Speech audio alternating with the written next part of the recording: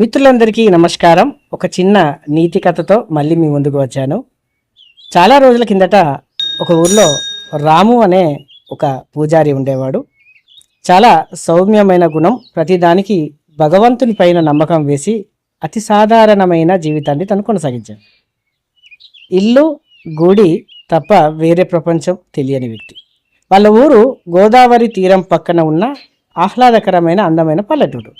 అయితే ఒక వర్షాకాలం అప్పుడు వరదలు అనేటివి ఆ ఏరియాను ముంచెత్తడం జరిగింది. అయితే ఈ వీళ్ళ ఊర్ను కూడా వరదలు ముంచెత్తే అవకాశం ఉన్నదని ఉన్నతాధికారులు ప్రమాద హెచ్చరికలు జారీ చేశారు. అయితే అప్పటికే ఆ ఊర్లో వరద మోకాళ్ళ మట్టుకు వచ్చింది. చాలామంది ఆ ఊరు వదిలేసి వెళ్ళిపోయే క్రమంలో రాము వాళ్ళ ఇంటి దగ్గర ఆగి, అయ్యగారు వరదలు మోకాళ్ళ లోతు వచ్చాయి, మీరు కూడా మాతో పాటు వచ్చేయండి, ఊరు వదిలి వెళ్ళిపోదాం అని అన్నాడు. దానికి ఆ రాము, నన్ను ఆ భగవంతుడే కాపాడుతాడు, మీరు వెళ్ళిపోండి అని సమాధానం ఇవ్వగానే వాళ్ళు కూడా వెళ్ళిపోయారు.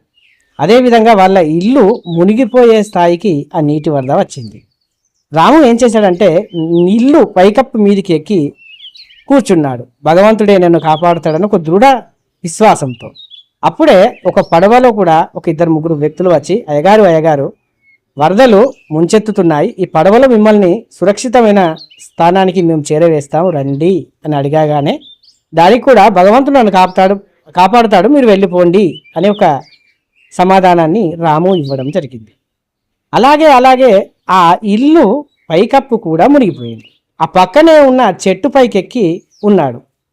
అప్పుడు ఒక హెలికాప్టర్లో కొంతమంది వ్యక్తులు వచ్చి ఓ నిచ్చెనను జారవేసి, అయ్యగారు చాలా వరద ఉధృతి చాలా బాగుంది, అందరూ చచ్చిపోయే ప్రమాదం ఉంది, కాబట్టి మిమ్మల్ని మీరు వచ్చినట్లయితే ఈ హెలికాప్టర్లో మిమ్మల్ని సురక్షితమైన ప్రాంతానికి మేము తీసుకువెళ్తాము అనగానే దానికి రాము, నన్ను భగవంతుడే కాపాడుతాడు, దయచేసి మీరు వెళ్ళిపోండి అన్నాడు. వరద ముంచెత్తింది, రాము చనిపోయి స్వర్గానికి వెళ్ళాడు. అక్కడ దేవుడు కనిపించగానే, అయ్యా చిన్నప్పటి నుంచి మీ నామస్మరణం, మీ పూజ, ఇల్లు తప్ప నాకు వేరే ప్రపంచం లేదు, నేను ఇంత ఆపదలో ఉన్నప్పుడు కూడా నన్ను మీరు కాపాడలేదు, నేను ఎందుకు చనిపోయాను అని రాము దేవుణ్ణి ప్రశ్నించగానే, ఓ మూర్ఖుడా, నిన్ను కాపాడదామని మీ ఊరు ప్రజలను నీ దగ్గరికి పంపింది నేనే, తర్వాత పడవను పంపింది నేనే, తర్వాత హెలికాప్టర్ను పంపింది నేనే.